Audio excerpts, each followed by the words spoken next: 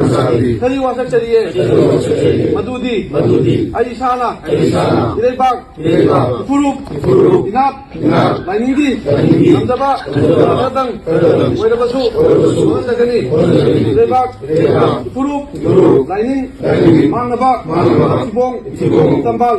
ꯑꯣꯏꯔꯣꯏ ꯂꯥꯏꯅꯤꯡ ꯊꯣꯡꯅ ꯈꯪꯁꯅꯣ ꯂꯥꯏꯅꯤꯡ ꯁꯅꯥꯃꯍꯤꯅ ꯐꯔꯦ ꯄꯥꯈꯪꯕꯅ ꯐꯔꯦ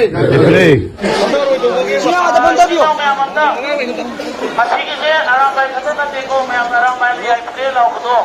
ꯃꯣꯏ ꯅꯨꯡꯁꯤꯕꯤꯗꯨꯅꯕꯨꯗꯤ ꯂꯥꯎꯕꯤꯕꯅꯤ ꯑꯗꯨꯕꯨ ꯂꯩꯕꯥꯛ ꯄꯨꯝꯕ ꯏꯃꯥ ꯏꯕꯦꯜ ꯏꯆꯦ ꯏꯆꯜ ꯄꯨꯝꯅꯃꯛ ꯊꯣꯛꯄꯅꯤ ꯉꯁꯤꯁꯦ ꯉꯁꯤ ꯂꯣꯏ ꯊꯣꯛꯄꯅꯤ ꯑꯗꯨꯒ ꯂꯥꯟꯁꯤꯗꯤ ꯍꯧꯕꯗꯒꯤ ꯉꯁꯤ ꯐꯥꯎꯗ ꯂꯣꯏ ꯌꯥꯎꯃꯤꯟꯅꯔꯤꯕ ꯏꯆꯤꯜ ꯏꯅꯥꯎ ꯃꯌꯥꯝꯕꯨꯁꯨ ꯏꯀꯣꯛꯅꯣꯅ ꯈꯨꯔꯨꯝꯖꯔꯤ ꯏꯃꯥ ꯏꯕꯦꯜ ꯑꯃꯗꯤ ꯀꯩꯊꯦꯜ ꯍꯥꯏꯔꯤꯕ ꯏꯃꯥꯕꯨ ꯏꯀꯣꯛꯅꯣꯅ ꯈꯨꯔꯨꯝꯖꯔꯒ ꯉꯁꯤꯒꯤꯁꯤꯅ ꯑꯩꯈꯣꯏ ꯍꯦꯛꯇ mai pabani haibadu eta payade ko da harawigunse asido koina kulli se kai noida migi MLA tara minister MLA minister tara do sab manadre imama sab mane mi khanabre ho khanade ko angoi na ne lan ho mudai masak udu bale dai jabra adu me adu ngasi hoi kauri se ko adu ngasi moi apoy na ngarang point tarong pibado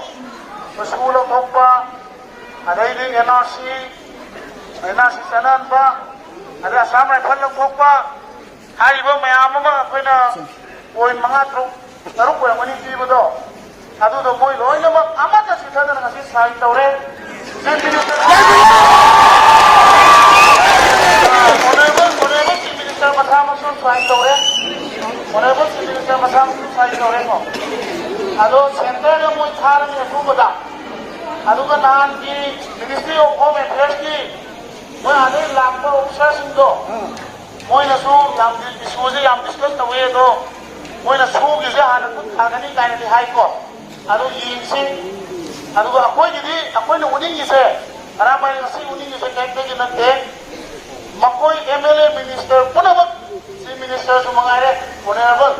miyam gi makada lai bane se moi khangan badune moi pam moi ada ai Delhi da lai adu da lai puru ro pado asi le ni moi Delhi da sabab khang ya roi apunna lai bak na thina gani center na punna thina gani center na tarak bai thabak to kai no hai bodo mai apun dokta banatro mane ana haibam di thoya ba akoi punna koi miyam gi sentiment si lai re koi miyam samai na ware si tawre hai bodo hai ga do moi amada indran naraga khana dana launa dana lai bodo ngasi lagi di launa roi moi thunglau launa roi sima aduga moi punna center ta ni center ta ko center na kai lu tabi ratra gani moi na hari ba zero zira hari se miyam lo na koi khongjang chanchal ani hai ba moi na hai se miyam na hai bodo moi satkani hai ba ne ba ado apoi gi ding irei ba ki puruk se kanda ya do banina sino mai hane ni je mai bel punabak sino punabak tabiyo apoi gi ding irei ba ki puruk se kanda ba ya do banina ama natraga ama di anum to bata bane natta bane mane sai kare puta ko pai ko jindro kalam bai natra moi ngasi sire le ko bangse mane apoi ngasi di apoi puta kare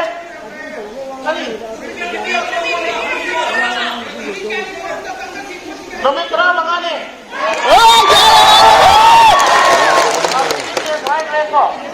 Ano moi center ni tu koi na direct na tu bila koi home minister bisa naso atho boda su gi je ma tauni hai ba gi wai gi hare do to bo to bo yin buta re akoi ni NRC sanau atho boda shanti pura ki hai kar gi hari ba point sing ase kuki illegal emergency case ki dagi lok ba si julo ya wa ni point da yes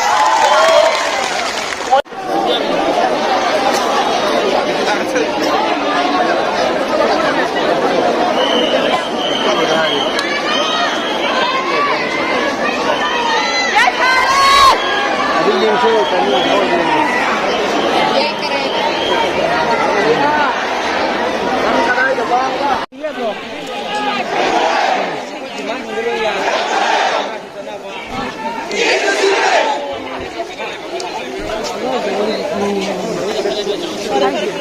you.